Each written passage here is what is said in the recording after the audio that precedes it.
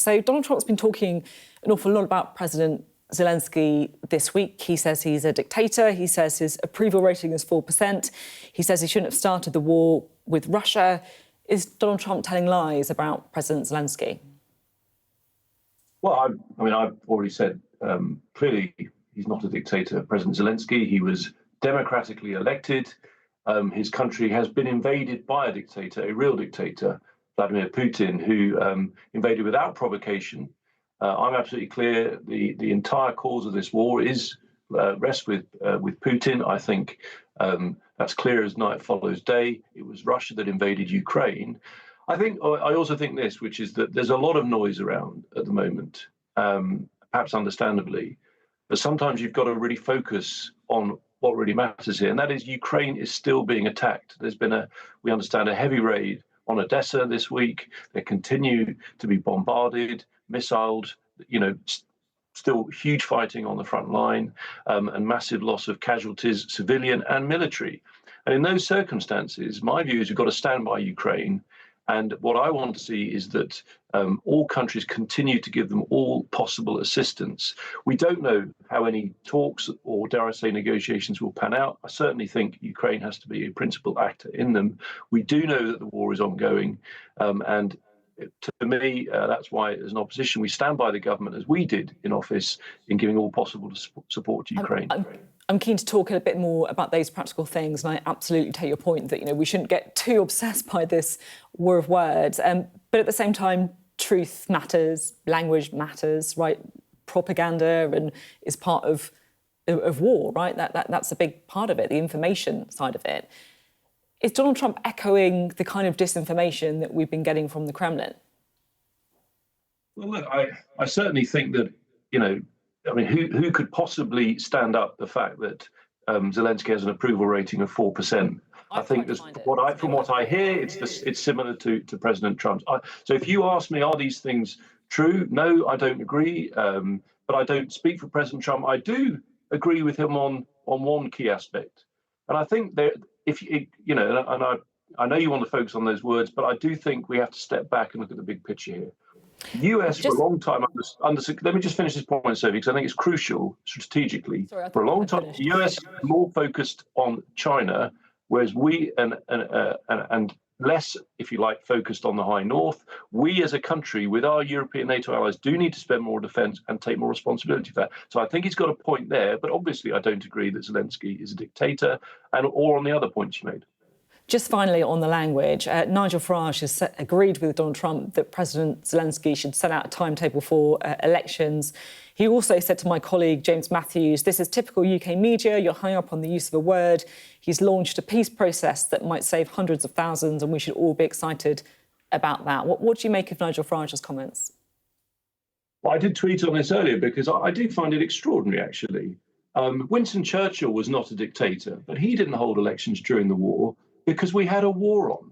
The idea that the priority right now for President Zelenskyy should be hold elections, which, by the way, millions of people in specific dedicated public buildings which become a target, is crazy, in my view.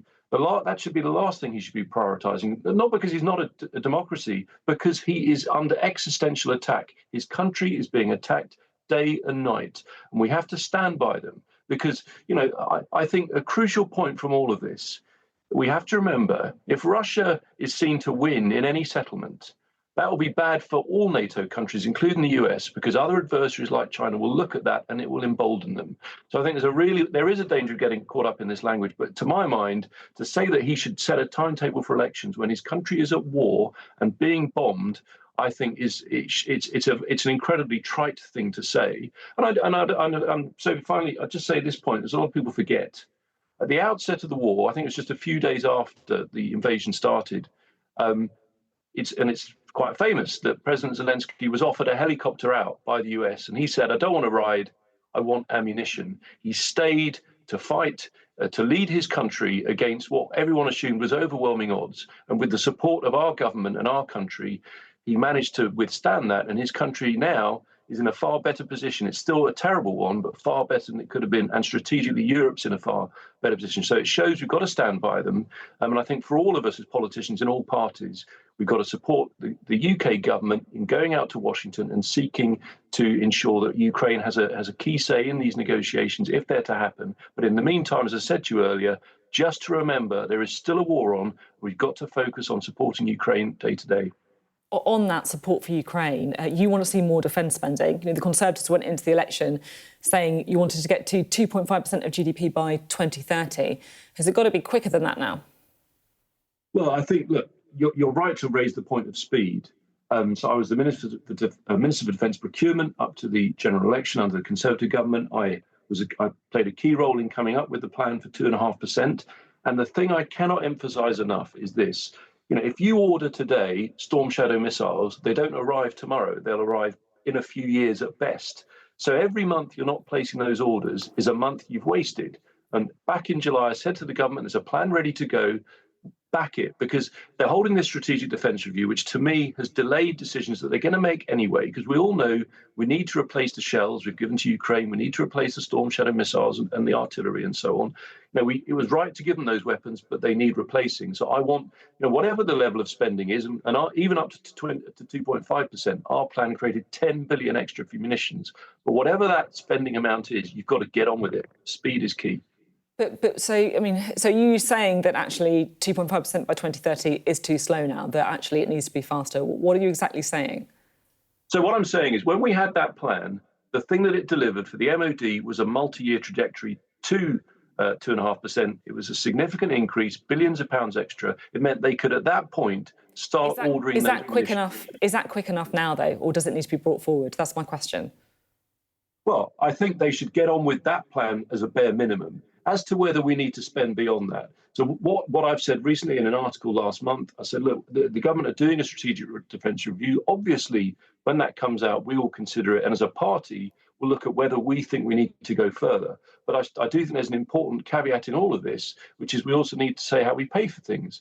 So when we had the plan to go to 2.5%, which would have enabled us to place those orders back in the summer to start ordering the munitions, the shells to replace what we've given to Ukraine and so on, and we had that plan, it was funded by reducing the civil service back to its pre-pandemic size. So one thing I am clear on, whatever we spend, we're going to have to be robust about how we pay for it. We were, and I've also said it may be that we need to go further, but if we do, we'll be prudent about it. I think the key thing is now the government need to get on with this, because if the MOD doesn't know where it stands, 3 years, 4 years from now, it cannot order something that's going to actually pay for in 3 years' time. That's the crucial point. It's not just the quantum, as important as that is, they really need to get on with it.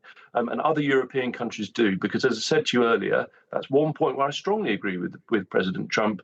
All of Europe needs to up its spending. It needs to drive industrial capacity, send that very strong signal to our brilliant defence sector to increase production, because ultimately that doesn't just improve the strength of our defence, it sends a very powerful deterrent signal to Putin.